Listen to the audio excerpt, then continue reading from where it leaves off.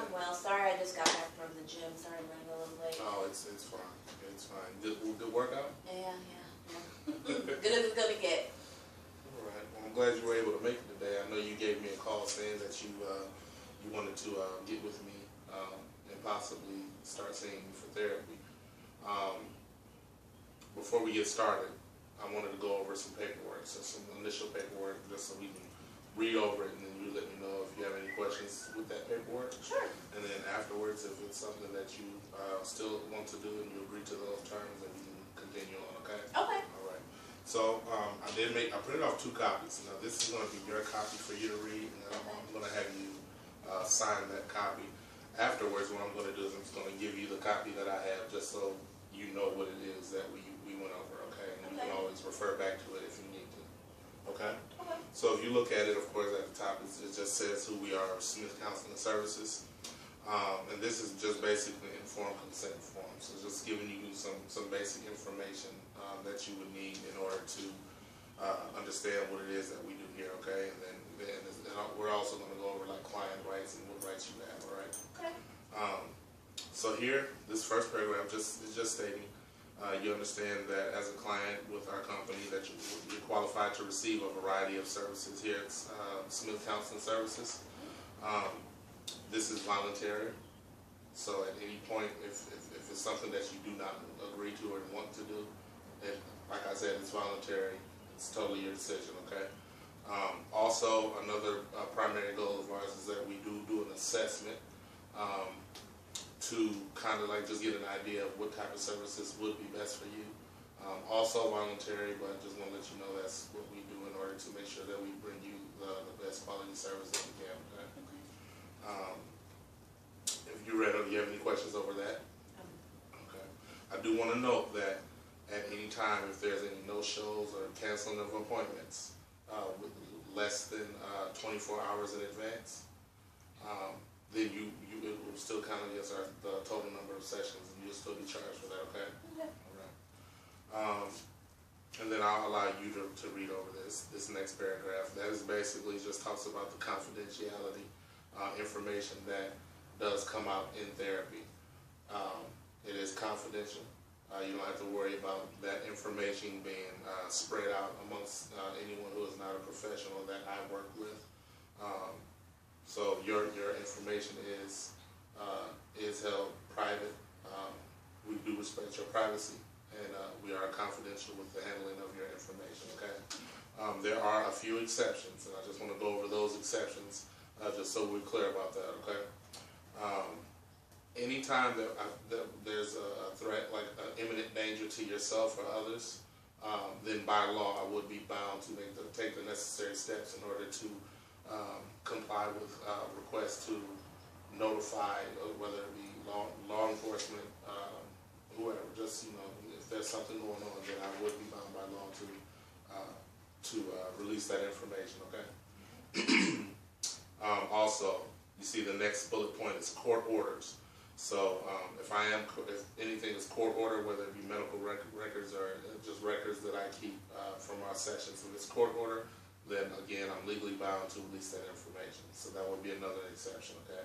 And then lastly, any suspicion of like child or elderly abuse, whether it be physically, mentally, emotionally, whatever. Such abuse, I am ethically bound. Okay, so that information would cause for me to provide that information, to give that information out. Okay, so those are the only exceptions to confidentiality. All right. Lastly, is just a statement, just saying that you understand that some of the sessions could be videotaped or recorded. That is going to totally be up to you whether you want that to happen or not. We give you that option, but when we do that, it's usually we usually use that recording as a teaching tool. So it may be something that I use to provide to teach any like incoming therapists or anything like that. So we're not taking that information to show you to the world, but we're typically using that information to use as a teaching tool for incoming therapists, and also for me to use to kind of like hone in on my own skills and kind of sharpen my own skills and become better. Okay, so that would be the purpose of us doing any recording sessions. All right. Okay. So I'll allow you to glance over that if you have any questions about anything. No. Okay. Well, if you don't, I'll give you that. You can go ahead and sign. I'll give you something. All right. All right, and I'll give you that, and that'll just be your copy so you know what it is every time. Okay. Okay. All right. You said your name was Lauren, right? Correct. Okay. So what brings you into that, Lauren? I'm just having some issues with my children, and I'm just being a little stressed out about it. I have a son named Greg, and he just went off to college in his freshman year, and plays football. Okay. And so, That's good. you know, Athletic guy, huh?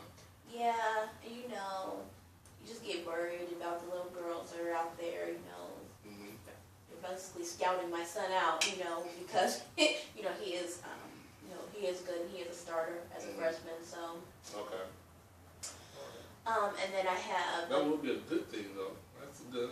He went on to college, so okay. Yeah, I mean, he's a great kid, and I can't really say that he did anything bad or anything. It's just, that motherly instinct to take care of your child and to make sure that they're So you're okay. like a natural warrior?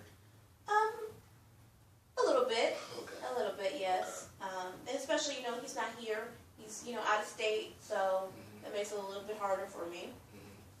But I'm trying to manage. Okay. And then I have a daughter who is she's a sophomore in high school. Okay. Her name is Jennifer. Mm-hmm.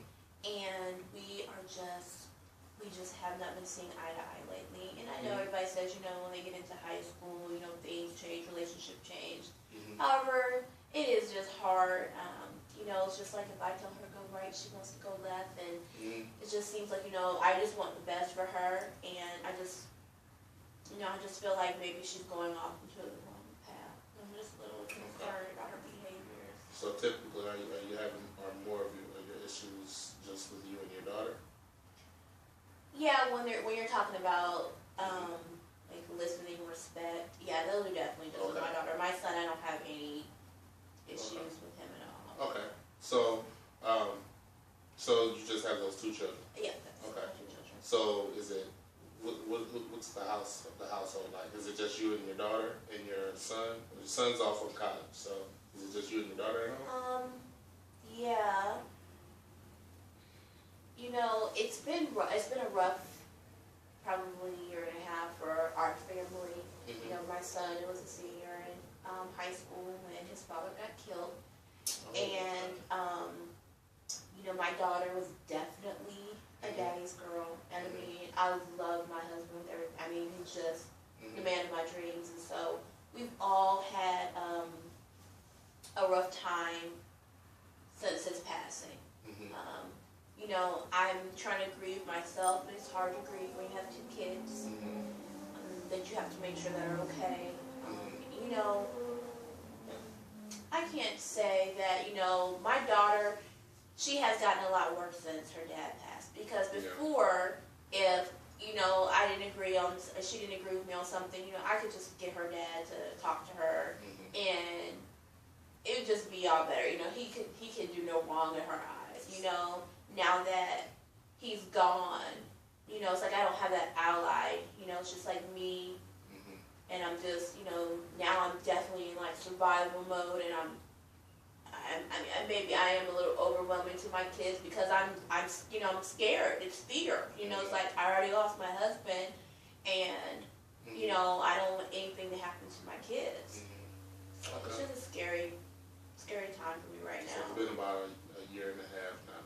So within that year, you went from two-parent household, husband, wife, two children, to a single mother household, dealing with son away from college, and then having just you and your daughter at home. Right, and we don't have any family here, so I don't have, and I don't have my sister here to help, me. I mean, she calls me all the time, but it's not the same. I don't have my mom and dad here, so, the kids don't have that extra support system. Mhm. My son,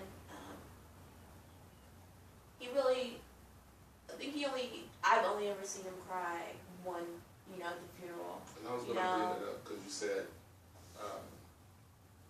with your husband passing, and then you said he was killed. So I know that must have been traumatizing. But I also heard you say that you didn't really have a chance to grieve. Right. I have a son who's about to go to college, and